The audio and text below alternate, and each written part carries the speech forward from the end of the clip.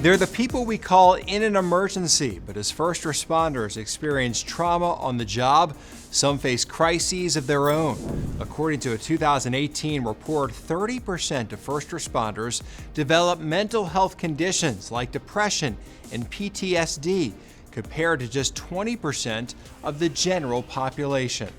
An Ohio fire department recognized this and teamed up with a group in hopes to help first responders in need of support. Reporter Nicole Versansky shows us the program putting those everyday heroes first.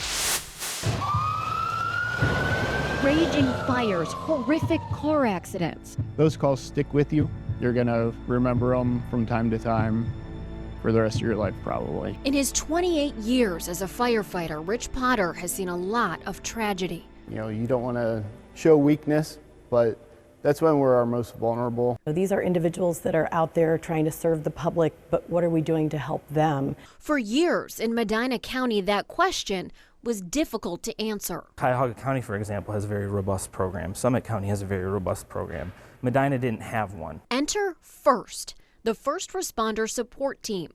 These are some of the people behind the push to bring it to Medina. Gail Huck of Alternative Paths is a licensed clinical counselor. Mike Savetsky and Brad Turner, EMS coordinators for the Cleveland Clinic. It's pretty simple, really. If a first responder is struggling, they reach out to FIRST. Hey, we just had this call happen. It kind of hit us in the gut a little bit harder than usual.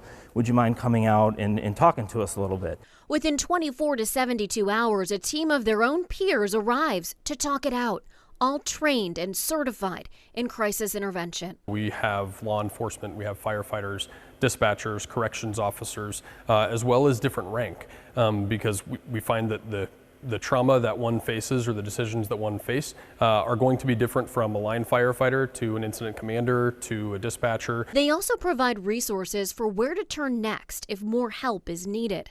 Gail's worked with first responders most of her career. She's seen what can happen without that support. You'll see that it starts to affect people in terms of their relationships. You can see things like increase in use of substances, drinking. You can see social isolation, withdrawal, spending less time with peers. But listen to this. In the 3 years since FIRST started in Medina County, We had about 100 different responders come through our program already or utilize our program or our team so far in the county. So it is successful. Assistant Chief Potter can tell you firsthand it's working. It takes a little bit of the sting away. It helps with the second guessing and, you know, did I do everything that I could?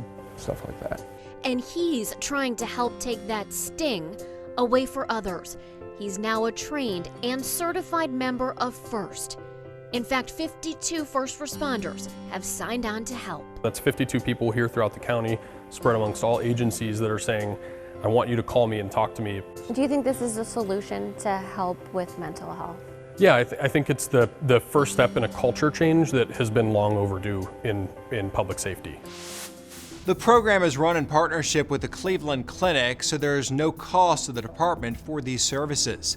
If you or someone you know is struggling, you can call or text the Suicide and Crisis Lifeline at any time at 988.